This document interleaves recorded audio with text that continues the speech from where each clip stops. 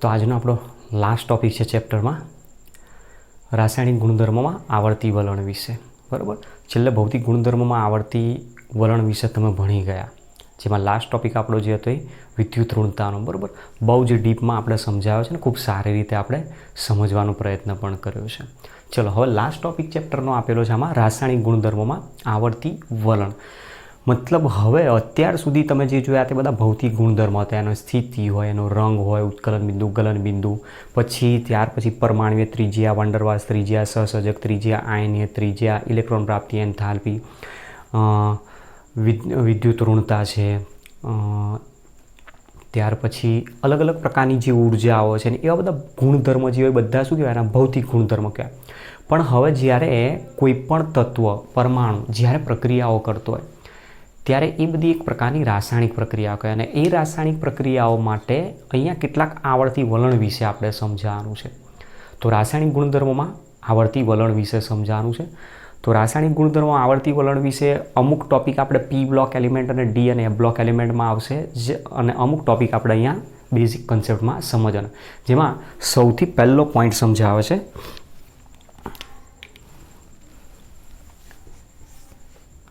સંયોજકતા અથવા જેને બીજું કહેવાય છે ઓક્સિડેશન અવસ્થા. સંયોજકતા અથવા ઓક્સિડેશન અવસ્થામાં આવર્તી વલણ.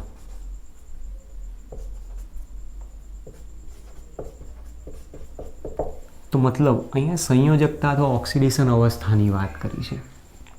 સંયોજકતા શું છે? સંયોજકતા સામાન્ય રીતે કોને કહી શકાય? તો અત્યાર સુધી તમે ભણીને તો આવ્યા છે શબ્દો valency, valency, valency, valency electron, valency electron, આવા શબ્દો તમે ભણીને તો આવ્યા. પણ એકચ્યુઅલી સંયોજકતા છે શું, કોને કહી શકાય?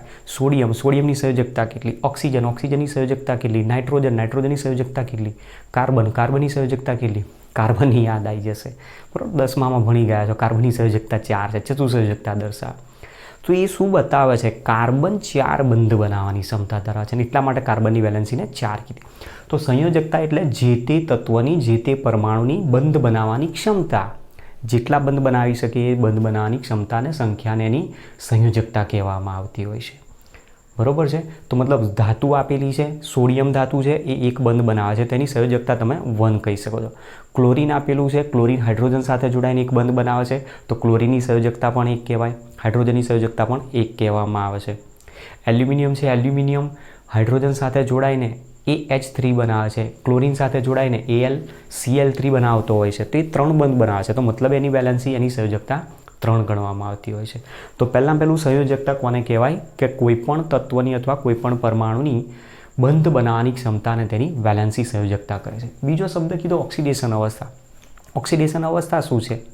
તો ઓક્સિડેશન અવસ્થા એટલે કોઈપણ તત્વ એની બાહ્ય કક્ષામાં રહેલા જે ઇલેક્ટ્રોન છે એ ઇલેક્ટ્રોન રચના સ્થાયી કરવા માટે અષ્ટક રચના પૂર્ણ કરવા પ્રયત્ન કરતો હોય. એના માટે એ કાં તો ઇલેક્ટ્રોન ગુમાવે કાં તો ઇલેક્ટ્રોન મેળવે.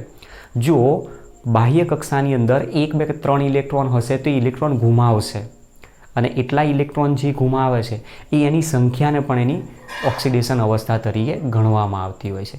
જે આપણે જો ઇલેક્ટ્રોન ગુમાવે તો +1 બતાવશે, 1 ઇલેક્ટ્રોન ગુમાવે +1, 2 ઇલેક્ટ્રોન ગુમાવે +2, 3 ઇલેક્ટ્રોન ગુમાવે તો +3 તરીકે દર્શાવે. અથવા તો જેની બાહ્ય કક્ષામાં 5 કે 7 ઇલેક્ટ્રોન હોય તો અનુક્રમે 3, 2 અને 1 ઇલેક્ટ્રોન એ મેળવતો હોય છે. તો એ દરમિયાન એ જેટલા ઇલેક્ટ્રોન મેળવે છે એ અષ્ટક પૂર્ણ કરવા માટે, સ્થાયી થવા માટે, તો એ એની શું કહેવાય? ઓક્સિડેશન અવસ્થા જ કહેવામાં આવે. એ દરમિયાન આપણે એની ઓક્સિડેશન અવસ્થાને નેગેટિવ ચાર્જ તરીકે પણ દર્શાવતા હોય. પણ પર્ટિક્યુલર જ્યારે શબ્દ સંયોજકતા તરીકે આપેલો હોય, વેલેન્સી તરીકે, ત્યારે એને પ્લસ માઇનસ તરીકે આપણે કોઈ દિવસ બતાવવાનું નથી. તો સંયોજકતા શું છે? વ્યાખ્યા અહીંયા લખીએ. કોઈપણ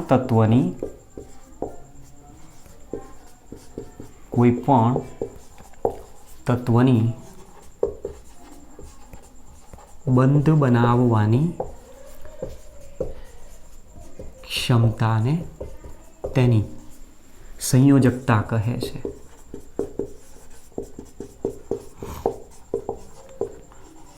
તો હવે ધ્યાન એ રાખવાનું કે બંધ બનાવવાની જો વાત કરે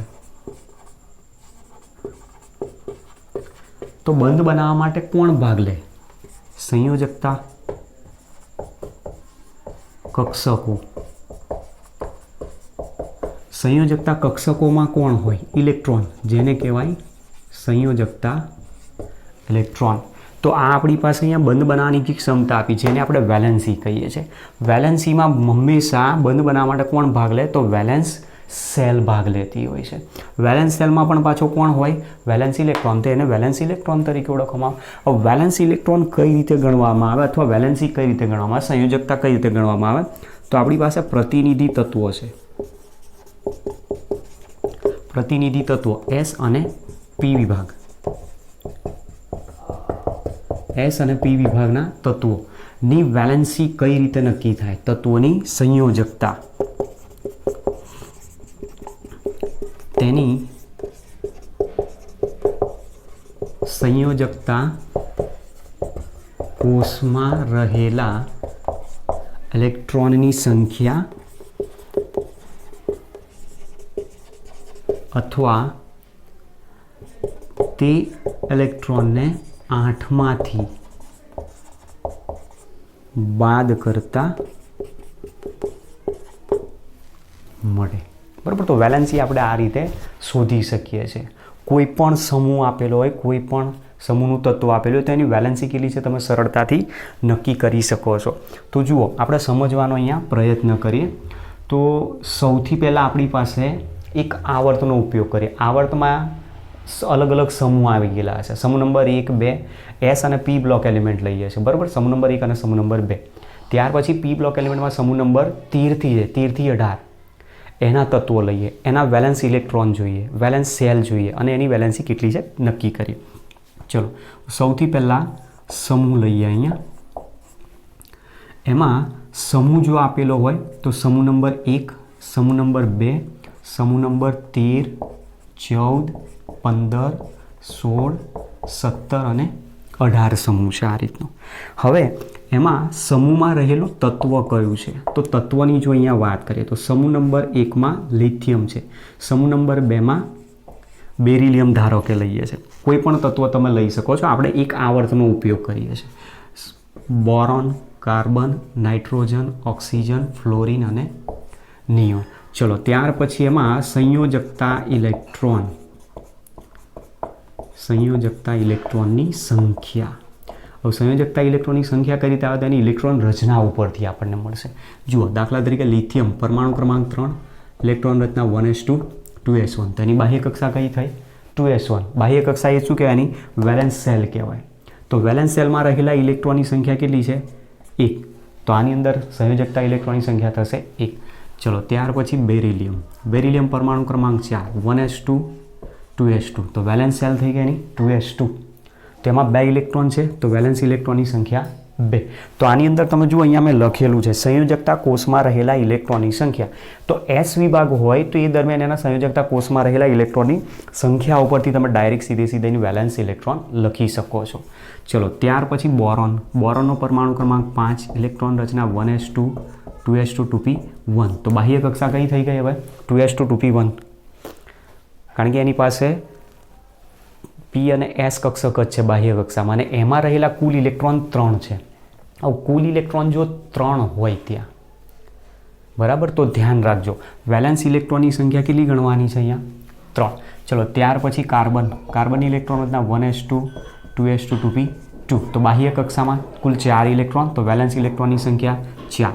ત્યાર પછી નાઇટ્રોજન, ઇલેક્ટ્રોન રચના 1s2 2s2 2p3. બાહ્ય કક્ષામાં કુલ ઇલેક્ટ્રોનની સંખ્યા 5. નંબર 6 નાઇટ્રોજન પછી ઓક્સિજન, ઇલેક્ટ્રોન રચના 1s2 2s2 2p4. પરમાણુ ક્રમાંક 8 છે, એટલે 2s2 2p4 એની વેલેન્સ સેલ થઈ ગઈ. વેલેન્સ સેલમાં રહેલા ઇલેક્ટ્રોનની સંખ્યા છે ટોટલ 6. ત્યાર પછી ફ્લોરિન પરમાણુ, જેની ઇલેક્ટ્રોન રચના થાય 1s2 2s2 2p5. બાહ્ય કક્ષા છે 2s2 2p5. તો કુલ 7 ઇલેક્ટ્રોન થઈ ગયા. 7 ઇલેક્ટ્રોન છે, તો આની વેલેન્સ ઇલેક્ટ્રોનની સંખ્યા 7. ત્યાર પછી નિયોનનો પરમાણુ ક્રમાંક 10, ઇલેક્ટ્રોન રચના 1s2 2s2 2p6. તો બાહ્ય કક્ષાની અંદર ટોટલ 8 ઇલેક્ટ્રોન છે. એનું અષ્ટક કમ્પ્લીટ થઈ ગયું, એટલે વેલેન્સ ઇલેક્ટ્રોનની સંખ્યા કેટલી થઈ? 8. હવે S બ્લોક એલિમેન્ટ જ્યારે આપેલો હોય તો એની બાહ્ય કક્ષામાં રહેલા ઇલેક્ટ્રોનની સંખ્યા જેની વેલેન્સી કહેવાય. કઈ રીતે? લિથિયમ અને બેરિલિયમની વાત કરીએ. એમાં લિથિયમ છે, લિથિયમને પોતાની સ્થાયી ઇલેક્ટ્રોન રચના પ્રાપ્ત કરવા, હિલિયમ જેવી, એક ઇલેક્ટ્રોન અહીંયાથી ગુમાવવો પડે, એટલે એ શું કરે, પોતાનો એક ઇલેક્ટ્રોન બીજાને આપી દે અને એની સાથે ભાગીદારીથી બંધ બનાવી દે, અથવા તો પછી આયનિક બંધ બનાવી શકે. તો એ પ્રમાણે કેટલો બંધ બનાવે, એક જ. તો મતલબ એના સંયોજકતા વેલેન્સીની જે વાત કરે છે, બરાબર, વેલેન્સી જેને કહીએ છીએ આપણે, વેલેન્સી આ રીતે પણ લખાતી હોય છે અથવા તો પછી આ રીતે પણ લખતા હોય છે. તો એની જે વેલેન્સી છે એ કેટલી કહેવાય, લિથિયમની વેલેન્સી 1 ગણવામાં. ત્યાર પછી બેરિલિયમ છે. બેરિલિયમમાં તમે જુઓ, હિલિયમ જેવી ઇલેક્ટ્રોન રચના પ્રાપ્ત કરો, 2 ઇલેક્ટ્રોન ગુમાવવાની વૃત્તિ ધરાવે. મેં પહેલાં જ કીધું, 1, 2 કે 3 ઇલેક્ટ્રોન જો હોય બાહ્ય કક્ષામાં તો હંમેશા ઇલેક્ટ્રોન ગુમાવીને સ્થાયી ઇલેક્ટ્રોન રચના પ્રાપ્ત કરે. તો આ 2 ઇલેક્ટ્રોન ગુમાવે તો બેરિલિયમ કેટલા બંધ બનાવી શકે છે, 2 બંધ બનાવી શકે છે. ચલો સામે હવે બોરોન આપેલો છે આપણને. બોરોનની બાહ્ય કક્ષામાં 3 ઇલેક્ટ્રોન છે. બોરોન કયા સમૂહનું તત્વ છે તમે જુઓ, સમૂહ નંબર 13 છે. હવે જ્યારે પણ તમારે નક્કી કરવો હોય કે કેટલા વેલેન્સ ઇલેક્ટ્રોન હશે, તો જે તે સમૂહમાંથી તમે 10 બાદ કરી નાખો. સમૂહ નંબર 13 છે, એમાંથી 10 બાદ કરો એટલે કેટલા રહ્યા, 3. તો વેલેન્સ ઇલેક્ટ્રોન એના 3 તમને સીધા મળી જાય. જો ઇલેક્ટ્રોન રચના ના લખવી હોય તો સીધી તમે આ ટ્રીકથી પણ શોધી શકો છો. હવે એમાં બીજું કીધું આ ધ્યાન રાખવાનું છે, અથવા તે ઇલેક્ટ્રોનને 8માંથી બાદ કરતાં પણ મળે. એમાં પી બ્લોક એલિમેન્ટના જે તત્વો છે એ 1 કરતાં વધુ વેલેન્સી દર્શાવી શકે છે. પ્રતિનિધિ તત્વોની અંદર પી બ્લોક એલિમેન્ટના જે તત્વો આપ્યા છે 1 કરતાં વધુ વેલેન્સી દર્શાવી શકે છે. તો મેઇન એક વેલેન્સી એની બાહ્ય કક્ષાના ઇલેક્ટ્રોન ઉપરથી તો આપણે ઓલરેડી નક્કી કરી શકીએ. મતલબ બોરોનની એક વેલેન્સી તમે કેટલી આપી શકો છો, 3 આપી શકો છો. ક્લિયર? હવે એની અંદર અહીંયા કીધું મુજબ કે 8માંથી બાદ કરો. 8માંથી બાદ કરશો એટલે કેટલા બાકી રહ્યા, 5 બાકી રહે. તો મતલબ 3 અને 5 આની વેલેન્સી હોઈ શકે છે. ચલો, કારણ કે તમે જુઓ આની અંદર 5 ઇલેક્ટ્રોન એને આપી દો, 5 ઇલેક્ટ્રોન આપો તો અષ્ટક એનું કમ્પ્લીટ થઈ જાય. 3 આપી દો તો હિલિયમ જેવી ઇલેક્ટ્રોન રચના પણ પ્રાપ્ત કરી શકે. ચલો ત્યાર પછી કાર્બનની વાત કરે તો કાર્બનની વેલેન્સી અહીંયા આપણને કેટલી મળશે, ઓલવેઝ 4 જ મળશે, કારણ કે એની વેલેન્સ ઇલેક્ટ્રોનની સંખ્યા 4, 8માંથી બાદ કરશો એટલે 4 જ આવશે. ચલો નાઇટ્રોજનની અંદર તમે જુઓ, નાઇટ્રોજનની અંદર અહીંયા બાહ્ય કક્ષામાં કુલ 5 ઇલેક્ટ્રોન છે. હવે 5 6 કે 7 ઇલેક્ટ્રોન હોય તો એ હંમેશા ઇલેક્ટ્રોન મેળવે. તો અષ્ટક પૂર્ણ કરવા કેટલા ઇલેક્ટ્રોન મેળવશે, 3 ઇલેક્ટ્રોન મેળવે તો મતલબ એની એક વેલેન્સી કેટલી ગણાશે, 3 ગણાશે. ક્લિયર? હવે 8માંથી તમે એ ઇલેક્ટ્રોનને બાદ કરી નાખો. તમે 8માંથી આને બાદ કર્યા, 8માંથી તમે એને બાદ કરી નાખ્યા એટલે કેટલા મળ્યા, 3 તો ઓલરેડી તમને મળી ગયા. હવે જે આપણે બીજી વેલેન્સી નક્કી કરવાની છે, બીજી વેલેન્સીમાં શું કરો, 5 ઇલેક્ટ્રોન જો ત્યાંથી દૂર કરો તો 5 સુધી પણ જઈ શકે છે. 3 અને 5 દર્શાવી શકે. એ જ પ્રમાણે ઓક્સિજનની બાહ્ય કક્ષામાં ટોટલ 6 ઇલેક્ટ્રોન છે, તો એને 2 ઇલેક્ટ્રોનની જરૂર છે. 8માંથી તમે બાદ કરો એટલે એની વેલેન્સી 2 1 મળી જાય છે. ક્લિયર? હવે 6 ઇલેક્ટ્રોન જે આપેલા છે એ મુજબ જો જોવા જાઓ તો એ 6 ઇલેક્ટ્રોન પણ તમે જો દૂર કરી શકતા હોય તો એ બંધ બનાવવા માટે એ ઇલેક્ટ્રોનનો જો યુઝ કરતો હોય તો એ 2 6 પણ અહીંયા પોસિબલ છે. પછી એ જ પ્રમાણે હેલોજનની જો વાત કરીએ, ફ્લોરિનમાં અહીંયા 7 છે, અષ્ટક પૂર્ણ કરવા 1 ઇલેક્ટ્રોનની જરૂર છે, તેની વેલેન્સી 1 આવી શકે અને બીજી કઈ આવી શકે, 7 આવી શકે. ત્યાર પછી નિયોન છે. નિયોન ઇલેક્ટ્રોન ગુમાવે પણ નહીં કે ઇલેક્ટ્રોન મેળવે પણ નહીં, અને એટલા માટે હંમેશા એની વેલેન્સી કેટલી ગણાય, 0 ગણાય છે. બરાબર, આપણી બુકમાં 0 અને 8 બતાવે છે, આપણે 8 નથી લેવાના. લેવો પડશે તો ક્યારે, એ તમારે પી બ્લોક એલિમેન્ટ પાર્ટ 2માં 12thની અંદર આવશે. ત્યાં ઝેનોન કેટલાક સંયોજનો બનાવે છે, એ સંયોજનોમાં ત્યાં એની વેલેન્સી આપણને દર્શાવે. બાકી વેલેન્સી ઓક્સિડેશન અવસ્થા એ કોને કહેવાય, કોઈપણ તત્વની બંધ બનાવવાની ક્ષમતા, બંધ બનાવવા માટે ઇલેક્ટ્રોનનો ઉપયોગ કરે. નિષ્ક્રિય વાયુ તત્વો કોઈ દિવસ ઇલેક્ટ્રોન ગુમાવે નહીં, ઇલેક્ટ્રોન મેળવે નહીં, એટલે વેલેન્સી કેટલી ગણાય એની, 0. પણ જો 8માંથી અથવા તો પછી એની બાહ્ય કક્ષામાં રહેલા જો 8 ઇલેક્ટ્રોન તમે ઉત્તેજિત કરી નાખો તો એ 8 બંધ પણ બનાવી શકે છે, અને એટલા માટે એની વેલેન્સી અહીંયા 8 તરીકે આપણે દર્શાવી શકીએ. હવે આની અંદર તમે ધ્યાનથી જોજો, વેલેન્સી જે બતાવી છે મુજબ શરૂઆતમાં જે તત્વો છે એમાં શરૂઆતમાં 1 હતી, 2 હતી, 3 હતી, 4, પછી શું થઈ, વેલેન્સી ઘટવા માંડી. જુઓ, મતલબ આ એક પ્રકારનું શું કહી શકાય, આવર્તી વલણ કહી શકાય. સંયોજકતાનું આવર્ત કોષ્ટકમાં ડાબીથી જમણી બાજુ તરફ જતાં શરૂઆતમાં સંયોજકતા વધે છે, પછી સંયોજકતામાં ધીમે ધીમે ઘટાડો થતો જોવા મળે છે, એને આવર્તી વલણ તરીકે ઓળખવામાં આવે છે. મતલબ અહીંયા કહેવા એ માગું છું, સમૂહ નંબર 1નું કોઈ પણ તત્વ જો હશે તો એ બંધ બનાવવા માટે હંમેશા એક જ ઇલેક્ટ્રોનનો ઉપયોગ કરશે. એટલે પછી એ લિથિયમ, સોડિયમ, પોટેશિયમ, રૂબિડિયમ કે સીઝિયમ કોઈ પણ વેલેન્સી હંમેશા કેટલી ગણવાની? 1 ગણવાની. સમૂહ નંબર 2, બેટા માંગે કાર સ્કૂટર બાપરો એ બરાબર છે. મતલબ beryllium, magnesium, calcium, strontium, barium, radium એ બધા જે આપેલા છે દરેકની વેલેન્સી કેટલી હોય? 2. મતલબ દરેકે દરેક તત્વ કેલ્શિયમ કેટલા બંધ બનાવે? 2 બંધ બનાવે. મેગ્નેશિયમ કેટલા બંધ બનાવે? 2 બંધ બનાવી શકે. ચલો ત્યાર પછી બોરોનની વાત કરવી છે. તો બોરોન અહીંયા આપણી પાસે 3 વેલેન્સી દર્શાવી શકે છે. તો બોરોન બેંગન, આલુ, ગાજર, થેલા. મતલબ બોરોન, એલ્યુમિનિયમ, ગેલિયમ, ઇન્ડિયમ અને થેલિયમ દરેકની મેઇન એક વેલેન્સી કેટલી ગણાય? 3 ગણાશે. તો દરેક 3 બંધ બનાવી શકે છે. ત્યાર પછી કાર્બન. તો કાર્બન માટે તો આપણે ઓલરેડી ભણી જ ગયેલા છીએ ભૂતકાળમાં કે કાર્બન 4 વેલેન્સી દર્શાવી શકે. નાઇટ્રોજનની હવે જ્યારે વાત છે, nitrogen, phosphorus, arsenic, antimony, bismuth, જેમાં બિસ્મથ એકલું એક અપવાદ છે જે 3 બંધ બનાવી શકે. બાકીના બધા 5 બંધ સુધી જઈ શકે છે. શરૂઆત દરેકે દરેક તત્વની અંદર વેલેન્સી કેટલી છે? 3 છે. મતલબ દરેકની 3 બંધ બનાવવાની ક્ષમતા તો ઓલરેડી છે. ચલો એ જ પ્રમાણે ઓક્સિજન, સલ્ફર, ટેલુરિયમ, પોલોનિયમ એ બધા જે તત્વો આપેલા છે, ઓક્સિજન, સલ્ફર, સેલેનિયમ, ટેલુરિયમ અને પોલોનિયમ, એ દરેકે દરેક તત્વની એક કોમન ઓક્સિડેશન અવસ્થા કઈ છે? 2. મતલબ ઓક્સિજન કેટલા બંધ બનાવે છે? 2. દાખલા તરીકે H2O, ખ્યાલ આવે છે? H2Oમાં 2 હાઇડ્રોજન છે. તમે જુઓ કેટલા બંધ બનાવે ઓક્સિજને? 2. તો ઓક્સિજનની બંધ બનાવવાની ક્ષમતા 2. તો ઓક્સિજનની વેલેન્સી કેટલી ગણાય? 2. મતલબ ઓક્સિજન કેટલા બંધ બનાવી શકે છે? 2 બંધ બનાવી શકે છે. ઓક્સિજન હોય, સલ્ફર હોય, સલ્ફર પણ 2 બંધ બનાવી શકે. પણ મેક્સિમમ ક્યાં સુધી જઈ શકે છે? 6 સુધી. હવે એ પણ જુઓ. H2SO4 દાખલા તરીકે. H2SO4 ગઈકાલે છેલ્લા લાસ્ટ લેક્ચરમાં તમે જોઈ ગયા છો. તો આની અંદર તમે જુઓ સલ્ફર ટોટલ 6 બંધ બનાવી શકે છે. તો વેલેન્સી એની 1 કરતાં વધારે છે. ક્યાં? P બ્લોક એલિમેન્ટના તત્વોમાં. ત્યાર પછી તમે જુઓ ફ્લોરિન આપેલો છે. Fluorine, chlorine, bromine, iodine. Halogen સમૂહના તત્વોની એક જ ઇલેક્ટ્રોનની જરૂર છે. એક ઇલેક્ટ્રોન મેળવીને સ્થાયી ઇલેક્ટ્રોન રચના પ્રાપ્ત કરી શકે. તો મતલબ એક બંધ બનાવી શકે છે. તો મતલબ એની વેલેન્સી કેટલી છે? 1. પણ સાથે સાથે IF7 અથવા તો HClO4 આવા જે સંયોજનો આપ્યા છે એમાં એ 7 બંધ બનાવી શકે છે. અને એટલા માટે એની એક વેલેન્સી 1 to 7 આપણે અહીંયા બતાવી શકીએ છીએ. 1 થી માંડીને 1, 3, 5, 7 સુધી જાય છે. આમાં 2, 4, 6 સુધી વેલેન્સી જાય છે. અને નિયોન જે સમૂહ નંબર 18ના તત્વો આપ્યા છે એની મેઇન વેલેન્સી દરેકની 0. અને એટલા માટે જે મુક્ત અવસ્થામાં સ્વતંત્ર મળી શકતા હોય છે આપણને. કોઈ સંયોજનો સરળતાથી એના મળતા નથી. પણ દાખલા તરીકે XCF6 આપેલું છે. તો ઝેનોન તમે જુઓ, ઝેનોન વેલેન્સી અહીંયા 0 હોવા છતાં પણ એ 2 કરતાં વધુ બંધ બનાવી શકે છે. તો મતલબ આની અંદર એક પ્રકારે વેલેન્સી એની તમે જોવા જાઓ તો 8 સુધીની પોસિબલ છે. મતલબ એની બાહ્ય કક્ષામાં રહેલા જે ઇલેક્ટ્રોન છે, બાહ્ય કક્ષામાં રહેલા ઇલેક્ટ્રોનની સંખ્યા પણ પોતે વેલેન્સી બતાવે છે. ક્લિયર? અને સાથે સાથે જે સમૂહ તમને આપ્યો છે એમાંથી તમે 10 બાદ કરો તો પણ એની બીજી વેલેન્સી તમને મળી શકે છે. તો આ એક પોઈન્ટ આપણને સમજાયો છે કે વેલેન્સીમાં, સંયોજકતામાં, ઓક્સિડેશન આંકમાં કઈ રીતે આવર્તી વલણ જોવા મળે. જેમાં એક્ઝામ્પલ પણ તમને આપેલું છે ટેક્સ્ટ બુકની અંદર. એક્ઝામ્પલમાં કીધો છે Na2O અને OF2 બે વિશે સમજૂતી આપીશ. હવે ધ્યાનથી જુઓ.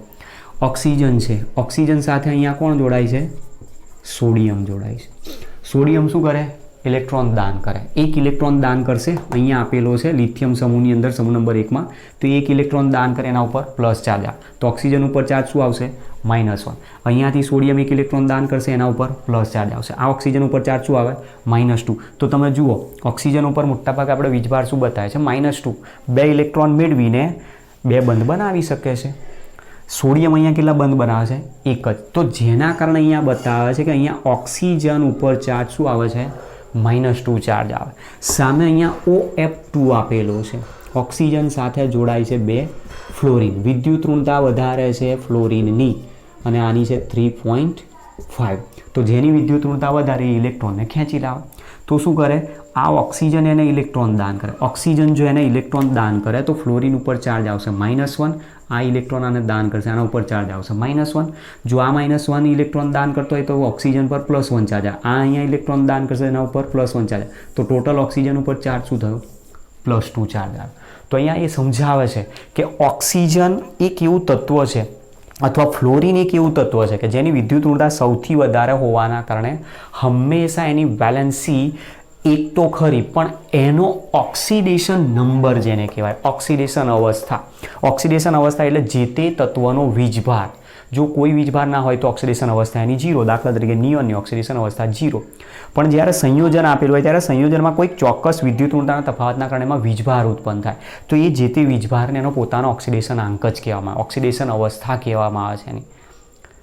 ક્લિયર? તો અહીંયા ફ્લોરિનની ઓક્સિડેશન અવસ્થા ઓલવેઝ કેટલી હોય? -1 જ. એની ઓક્સિડેશન અવસ્થા કોઈ દિવસ બદલાશે નહીં, કારણ કે એ ગમે તેની પાસેથી ઇલેક્ટ્રોન જ ખેંચી લાવશે. પણ ઓક્સિજન એક એવું તત્વ આપ્યું છે અહીંયા ઉદાહરણમાં કે જેમાં એક જગ્યાએ ઓક્સિજનની ઓક્સિડેશન અવસ્થા -2 થાય છે, તો બીજી જગ્યાએ ઓક્સિડેશન અવસ્થા ઓક્સિજનની +2 પણ થાય. પણ પ્લસ ક્યારે થાય? એનાથી વધુ વિદ્યુત ઋણી હોય તો, અને માઇનસ ક્યારે હોય? એનાથી ઓછો વિદ્યુત ઋણી હશે તો દર્શાવી શકે છે. બરાબર? તો આ વસ્તુ આપણને ઓક્સિડેશન અવસ્થામાં થાય. હવે આપણી ટેક્સ્ટબુકની અંદર એક કોષ્ટક વિશે પણ સમજૂતી આપી છે. કોષ્ટક વિશે પણ સમજવાનો પ્રયત્ન કરીએ કે શું બતાવ્યું. એમાં કેટલાક તત્વો લીધા છે, એ તત્વોના હાઇડ્રાઇડ સંયોજનો બનાવ્યા, એના ઓક્સાઇડ સંયોજનો બનાવ્યા છે. હવે આપણે હાઇડ્રાઇડ, ઓક્સાઇડ, એમાં પણ એસિડિકતા, બેઝિકતા, આનો પ્રશ્ન સમજવાનો પ્રયત્ન કરીએ છીએ. બરાબર? ત્યાં સુધી આ પોઈન્ટને ધ્યાનથી સમજીને જોઈ લો કે કઈ રીતે સમજાયો છે.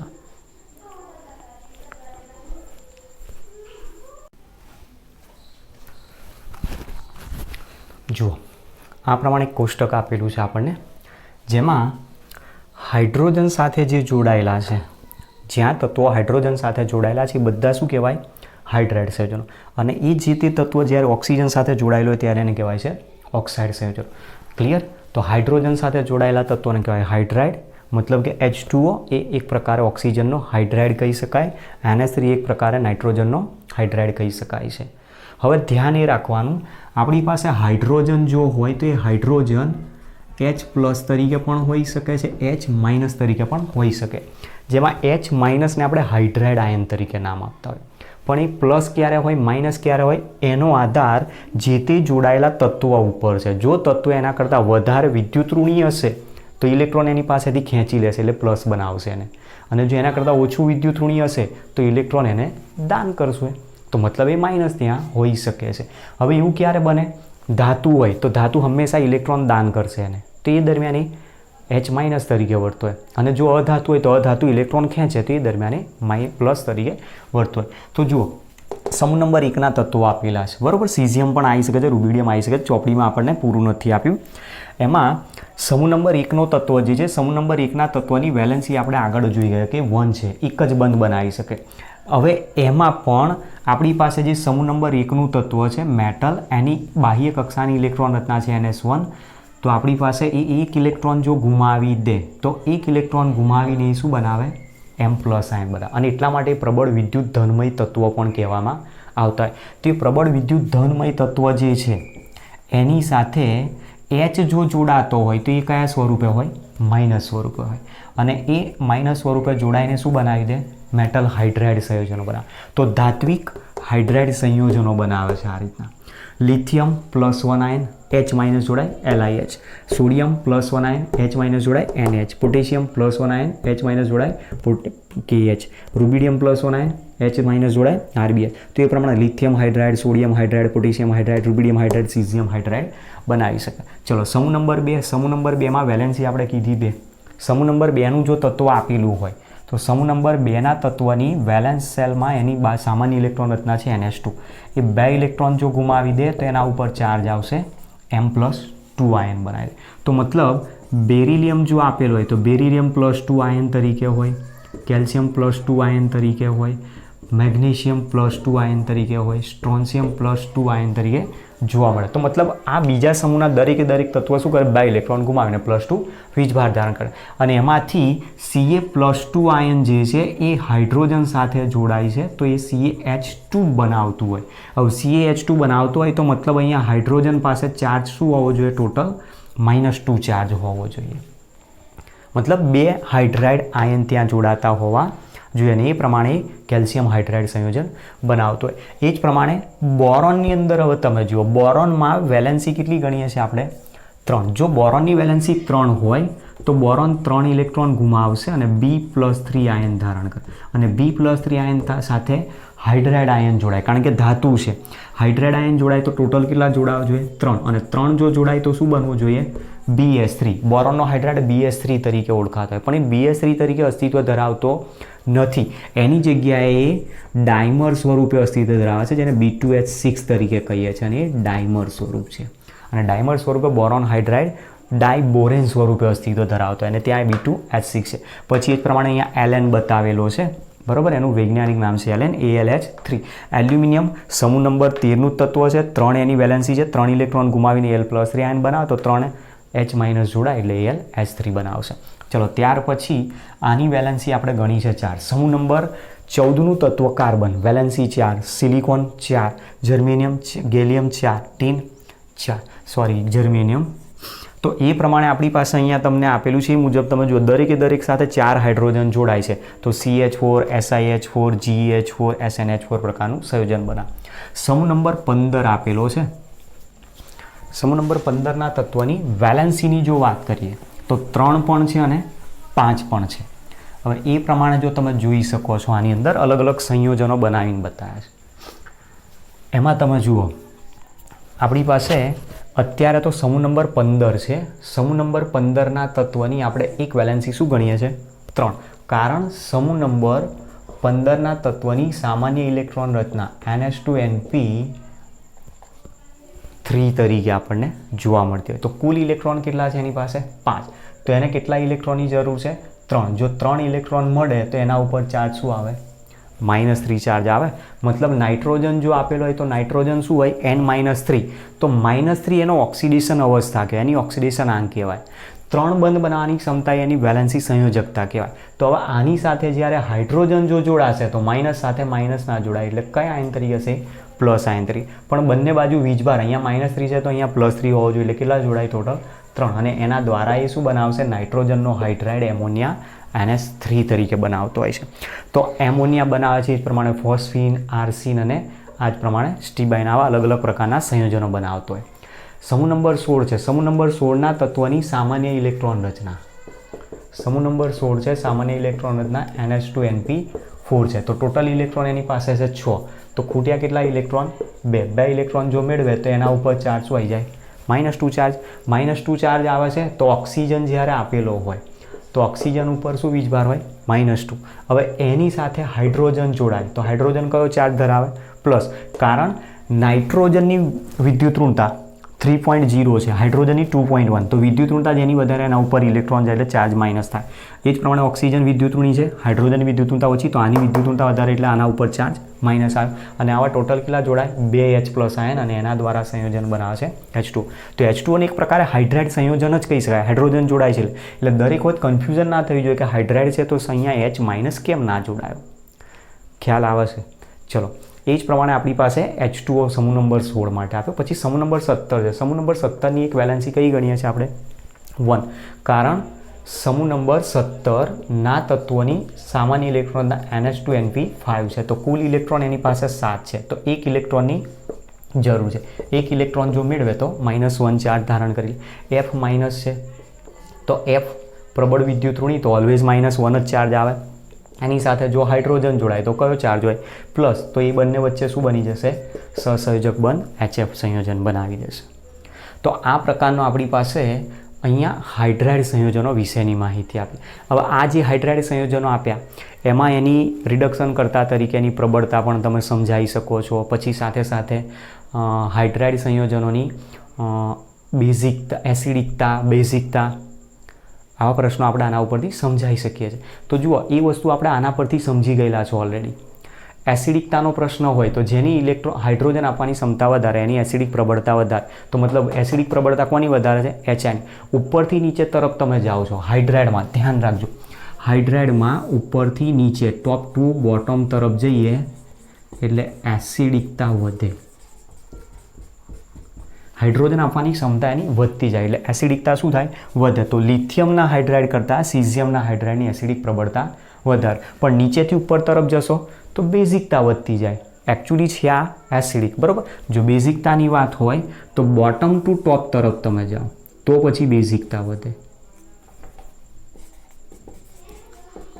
બેઝિકતા તો જ વધતી હોય છે, બરાબર. એટલે આપણે આ એક પોઈન્ટ ધ્યાન રાખવાનો છે, એસિડિકતા અને બેઝિકતા. હાઇડ્રાઇડમાં ઉપરથી નીચે તરફ જાઓ તો બેઝિકતા વધે છે, અને જો નીચેથી ઉપર એસિડિકતા વધે છે, નીચેથી ઉપર તરફ જો જઈએ તો બેઝિકતાનું મૂલ્ય વધતું જાય છે, જેના ઉપરથી તમે કોઈ પણનો ક્વેશ્ચન સમજાવી શકો છો અહીંયા. ચલો, ત્યાર પછી આપેલો છે ઓક્સાઇડ સંયોજન. હવે ઓક્સાઇડ આપેલો હોય ત્યારે ધ્યાન રાખવાનું, ઓક્સિજન અલગ અલગ આયન સ્વરૂપે અસ્તિત્વ ધરાવે છે. ઓક્સિજન સામાન્ય રીતે O2 અણુ સ્વરૂપે અસ્તિત્વ ધરાવે છે, પણ આયન સ્વરૂપ હોય ત્યારે આયનમાં -1 પણ હોઈ શકે છે, -2 પણ હોઈ શકે છે. અને એમાં ઓક્સિજન જ્યારે અષ્ટક પૂર્ણ કરવા 2 ઇલેક્ટ્રોન મેળવે તો એ O-2 બનાવે, અને એને જ કહેવાય છે ઓક્સાઇડ આયન તરીકે ઓળખવામાં આવે છે. હવે એ ઓક્સાઇડ આયન સાથે કોઈ પણ પરમાણુ જ્યારે જોડાય ત્યારે એ પરમાણુ એની સાથે જોડાઈને એક પ્રકારનો ઓક્સાઇડ સંયોજન બનાવશે. હવે ડિપેન્ડ એની વેલેન્સી કેટલી છે, એની સંયોજકતા કેટલી છે, એનો વીજભાર કેટલો છે, એના ઉપર આધારિત છે. તો જુઓ, સમૂહ નંબર 1ના તત્વોના ઓક્સાઇડ આપ્યા. સમૂહ નંબર 1નું તત્વ છે લિથિયમ. લિથિયમ 1 ઇલેક્ટ્રોન ગુમાવે છે અને Li પ્લસ આયન બનાવે. આ Li પ્લસ આયન સાથે કોણ જોડાય છે? O-2. તો આ બંનેની વેલેન્સી અહીંયાથી ક્રોસ કરી નાખો એટલે સંયોજન શું બની જાય? Li2O બની જશે, બરાબર. બેલેન્સ કરવાની કોઈ જરૂર નથી, એને ક્રોસ કરી નાખો. અને બેલેન્સ જો કરવું હોય તો અહીંયા પોઝિટિવ ચાર્જ કેટલો કરવો પડશે? ટોટલ +2. ચલો, એ જ પ્રમાણે સોડિયમ છે. સોડિયમ પણ +1 આયન હોય, ઓક્સાઇડ આયન સાથે જોડાય તો Na2O સંયોજન બનાવશે. પોટેશિયમ +1 આયન છે, ઓક્સાઇડ આયન સાથે જોડાય તો K2O બનાવતો હોય છે. આ રીતના તો આપણી પાસે એક આ સમજાવે છે. તો આ ઓક્સાઇડ સંયોજનો વિશે આપ્યું. ત્યાર પછી તમે જુઓ, સમૂહ નંબર 2ના ઓક્સાઇડ આપ્યો. સમૂહ નંબર 2 છે મેગ્નેશિયમ. મેગ્નેશિયમ બાહ્ય કક્ષામાં રહેલા 2 ઇલેક્ટ્રોન ગુમાવીને Mg+2 આયન બનાવે. એ Mg+2 આયન સાથે O-2 આયન જોડાય તો સીધો શું બની જાય? MgO બનાવે. એઝ ઇટ ઇઝ આ બાકીના તત્વો પણ બનાવી શકે. ત્યાર પછી તમે જુઓ, સમૂહ નંબર 15 આપ્યો છે. સમૂહ નંબર 15માં એલ્યુમિનિયમ. એલ્યુમિનિયમ 3 ઇલેક્ટ્રોન ગુમાવે છે અને Al+3 આયન બનાવે. એ Al+3 આયન ઓક્સાઇડ આયન સાથે જોડાય તો વેલેન્સી ક્રોસ કરી નાખો બંનેની, તો સંયોજન શું બની જાય? Al2O3 બને. અથવા બેલેન્સ કરવો છે તો આને અહીંયા 2 વડે ગુણી નાખો, આને 3 વડે ગુણી નાખો.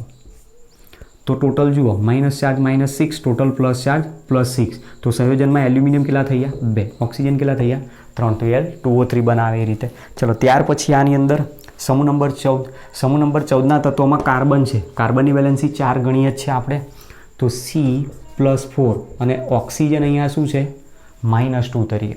તો આને હવે વીજભારને સરખો કરવા શું કર્યું તમે? 2 વડે ગુણી નાખે એટલે સંયોજન શું બની ગયો? CO2 સંયોજન બનાવે છે. તો આ પ્રમાણે એ CO2, SO2, GeO2, SnO2 અને PbO2 જેવા ઓક્સાઇડ બનાવતું હોય છે. પછી આની અંદર તમે જુઓ, વેરિએશન છે આમાં. N2O3, N2O5, 3 અને +5 સુધીની ઓક્સિડેશન અવસ્થાઓ મળી શકે છે. -3 થી નાઇટ્રોજનમાં -3 ઓક્સિડેશન અવસ્થાથી +5 સુધી જઈ શકે. તો એ પ્રમાણે આમાં ઓક્સિડેશન અવસ્થા. હવે આપણી પાસે તમે જુઓ, N2O3 બતાવ્યો છે દાખલા તરીકે. જે ક્વેશ્ચન છે એને સમજી લઈએ આમાં પહેલાં.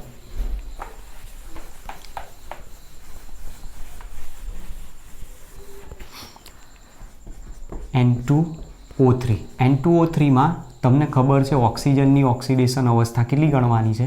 ઓક્સાઇડ છે એટલે -2. તો નાઇટ્રોજનનો ઓક્સિડેશનાંક અહીંયા કેટલો મળે છે એ શોધો. તો નાઇટ્રોજનના શોધવા માટે ધારો કે x જેટલો છે. નાઇટ્રોજનનો ઓક્સિડેશનાંક ધારો કેટલો છે? x. પણ નાઇટ્રોજન ટોટલ 2 છે તો 2 વડે ગુણી નાખો આગળ. પ્લસ 3 ઓક્સિજન છે. ઓક્સિજનનો ઓક્સિડેશનાંક તમે ગણ્યો -2. ઉપર કોઈ વીજભાર નથી, = મૂકી દો 0. તો therefore 2x = +6. therefore x = +3 મળે. મતલબ નાઇટ્રોજન અહીંયા કયા સ્વરૂપે છે? +3 સ્વરૂપે. તો તમે જુઓ, N+3 અને O-2 બંને જોડાય, બંનેની વેલેન્સી ક્રોસ કરી નાખો તો સંયોજન શું થઈ જાય? N2O3 બનાવી દેશે. તો એ જ પ્રમાણે N2O5 બને, P4O6, P4O10 આ બધું બને છે, જે તમે નેક્સ્ટ 12થની અંદર P બ્લોક એલિમેન્ટમાં સમજશો. તો આ પ્રમાણેના અલગ અલગ પ્રકારના આપણને ઓક્સાઇડ સંયોજનો આપ્યા છે. હવે ઓક્સાઇડમાં એસિડિક અને બેઝિક ઓક્સાઇડ કોના હોય એને સમજો. ધાતુના ઓક્સાઇડ બેઝિક ગણાય અને અધાતુના ઓક્સાઇડ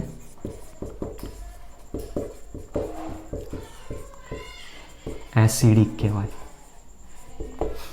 હવે આ કઈ રીતે ખબર પડી તો જુઓ, દાખલા તરીકે કેલ્શિયમ ઓક્સાઇડ છે, ધાતુનો ઓક્સાઇડ છે, પાણી સાથેની પ્રક્રિયા આપો, પાણી સાથેની પ્રક્રિયા આપશો એટલે CaOH ટ્વાઇસ બના, જે CaOH ટ્વાઇસ ઓલરેડી શું છે, બેઝ છે, કેલ્શિયમ હાઇડ્રોક્સાઇડ. એ જ પ્રમાણે માની લો કે CO2 છે, CO2ની પાણી સાથે પ્રક્રિયા આપો તો સંયોજન બનાવશે H2CO3, જેને કાર્બોનિક એસિડ કહીએ છીએ, મતલબ આ જે સંયોજન બને છે એસિડ છે. એ જ પ્રમાણે Cl2O7 લઈ લો, પાણી સાથેની પ્રક્રિયા આપો તો HClO4 બનાવશે, HClO4 બનાવે જે પણ પરક્લોરિક એસિડ તરીકે વર્તે છે. N2O3 લઈ લો, પાણી સાથેની પ્રક્રિયા આપો તો એમાંથી બનાવશે HNO3, નાઇટ્રિક એસિડ બનાવતો હોય છે. તો હવે તમે આના ઉપરથી જોઈ શકો છો, જુઓ અહીંયા ધાતુ લીધી છે, અહીંયા અધાતુ છે. ધાતુના ઓક્સાઇડ પાણી સાથેની પ્રક્રિયાથી બેઝ બનાવે, એટલા માટેનો ગુણધર્મ કેવો ગણાય છે, બેઝિક. અધાતુના ઓક્સાઇડ પાણી સાથેની પ્રક્રિયાથી એસિડ બનાવે છે અને એટલા માટે એના ઓક્સાઇડ કેવા કહેવાય, એસિડિક કહેવામાં આવે. તો અહીંયા જે ઓક્સાઇડ આપેલા છે, આ સમૂહ નંબર 1, સમૂહ નંબર 2 અને સમૂહ નંબર 13ના જે ઓક્સાઇડ છે, એ મોટા ભાગના ઓક્સાઇડ આને છોડી દો. આ જે આપેલા છે બધા જ ઓક્સાઇડ કેવા છે, બેઝિક ગુણધર્મ છે. અહીંયા જેટલા પણ અધાતુ ગુણધર્મ ધરાવતા આપેલા છે, મેક્સિમમ મોટા ભાગના એ કેવા છે, એસિડિક. પણ સાથે સાથે જે એલ્યુમિનિયમનો ઓક્સાઇડ છે, આર્સેનિકના જે ઓક્સાઇડ છે, એ બધા કેવા છે, ઉભયગુણી ઓક્સાઇડ છે. તો મતલબ તમારે આ ધ્યાન રાખવાનું, Al2O3 છે, AS2O3 છે, આ કેવા છે, ઉભયગુણી ઓક્સાઇડ. મતલબ ઉભયગુણી ઓક્સાઇડ કોને કહી શકાય, ઉભયગુણી ઓક્સાઇડ એટલે એવો ઓક્સાઇડ કે જે એસિડ સાથે પણ પ્રક્રિયા બતાવે છે અને બેઝ સાથે પણ પ્રક્રિયા દર્શાવતો હોય. સાથે સાથે CO, NO, PbO આ બધા કેવા છે, તટસ્થ ઓક્સાઇડ તરીકે વર્તે છે. આ પાણી સાથેની પ્રક્રિયાથી નહીં એસિડ કે નહીં બેઝ બનાવતા હોય છે અને એટલા માટે આ બધા કેવા છે, તટસ્થ ઓક્સાઇડ તરીકે ઓળખવામાં આવતા હોય છે. તો આ પોઈન્ટ આપેલો છે આપણને શરૂઆતમાં સંયોજકતા અને ઓક્સિડેશન અવસ્થા વિશેના પોઈન્ટમાં. પોઈન્ટ નંબર 2 આપ્યું છે, આવર્ત 2ના તત્વોના રાસાયણિક ગુણધર્મોમાં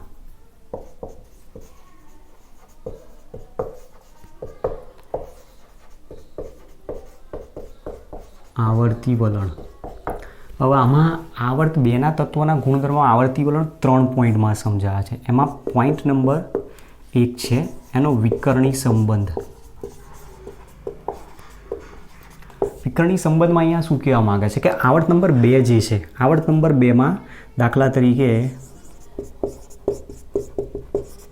આવર્ત નંબર 2માં લિથિયમ, બેરિલિયમ, બોરોન, કાર્બન આ રીતના જે તત્વો આપ્યા, એ આવર્ત નંબર 3ના જે તત્વો છે, લિથિયમ પછી આવે છે સોડિયમ, બેરિલિયમ પછી મેગ્નેશિયમ, બોરોન પછી એલ્યુમિનિયમ, કાર્બન પછી સિલિકોન. એમાં શું કહેવા માંગે છે, આવર્ત નંબર 2ના જે તત્વો આપ્યા અથવા તો સમૂહ નંબર 1, 2 અને P બ્લોક એલિમેન્ટ, બરાબર ધ્યાન રાખજો, સમૂહ નંબર 1, 2 અને P વિભાગ, જેમાં 13 થી 17 સમૂહના જે તત્વો, પ્રથમ જે તત્વો આપેલા છે, એ પ્રથમ તત્વોના ગુણધર્મો એના પછીના જે નીચેના તત્વો છે એના ગુણધર્મો કરતાં અલગ પડે છે. એના પાછળનું રીઝન ઘણું બધું છે, જે પોઈન્ટમાં હું આગળ તમને કહું છું.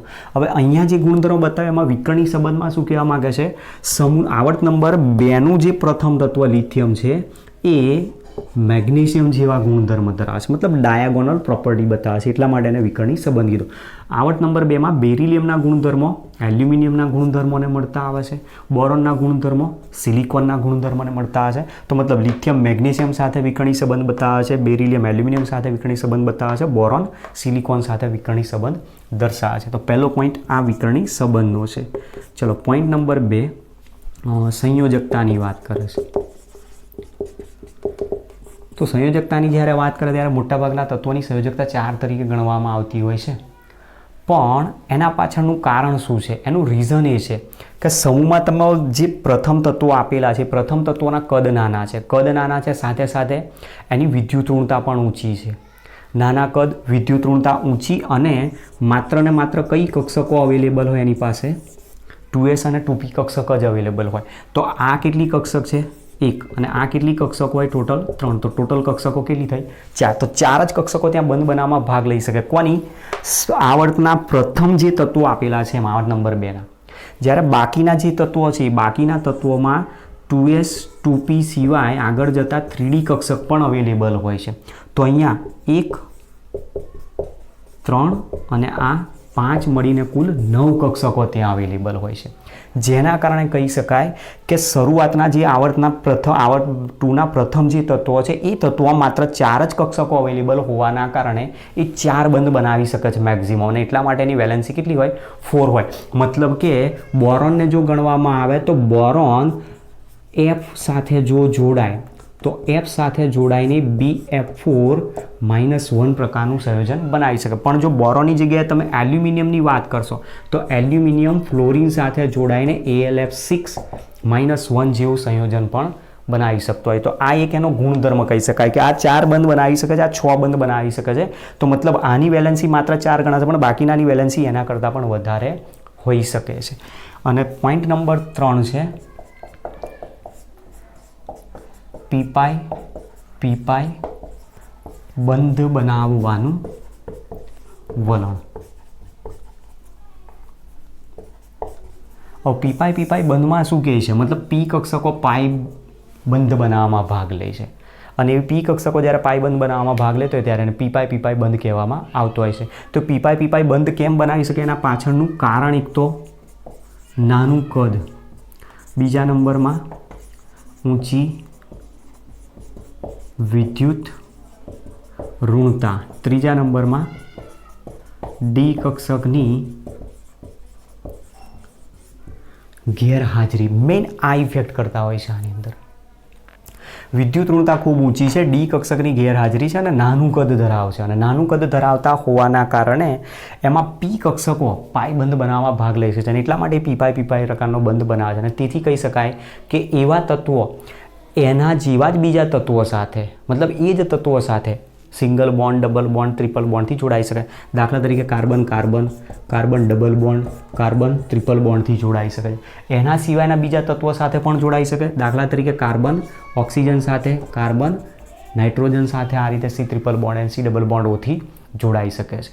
તો આ જે વસ્તુ બતાવી એમાં જે પાઈ બંધ બને છે અહીંયા, એ પાઈ બંધ બનાવવામાં કોણ ભાગ લેતું હોય છે? પી કક્ષકો. અને એટલા માટે એને પીપાઈ પ્રકારનો બંધ કહેવામાં. પણ એની જગ્યાએ જો સલ્ફરની વાત કરીએ તો સલ્ફરની અંદર સલ્ફર ડાયોક્સાઇડમાં જે બંધ બતાવતો હોય છે એમાં પીપાઈ સિવાય ડીપાઈ બંધ પણ બની શકતો હોય છે, કારણ ત્યાં ડી કક્ષક સલ્ફરમાં અવેલેબલ હોય છે એટલા માટે. તો આ પોઈન્ટ્સ આપણને સમજાવેલો છે રાસાયણિક ગુણધર્મોમાં આવર્તી વલણ. અને છેલ્લો જે પોઈન્ટ ટેક્સ્ટ બુકની અંદર આપ્યો છે કશું જ કામનો નથી આપણે, બરાબર. જે પણ થિયરી હતી એ થિયરીને આપણે અહીંયા કવર કરી લીધી છે. તો આ રીતનું આપણું જે ચેપ્ટર નંબર 3 છે, તત્વોનું વર્ગીકરણ અને ગુણધર્મોમાં આવર્તી વલણનો ટોપિક જે છે આવર્તિતા, એ ચેપ્ટર હવે અહીંયા પૂરું થાય છે. હવે નેક્સ્ટ લેક્ચરથી આપણે નવા ચેપ્ટર સાથે મળીશું, જેમાં કેમિકલ બોન્ડિંગ, જે આપણા માટે સૌથી મોસ્ટ ઇમ્પોર્ટન્ટ છે, બરાબર. એ ચેપ્ટરમાં આપણે મળીએ નેક્સ્ટ લેક્ચરમાં. તો ઓકે, થેન્ક્સ ટુ ઓલ.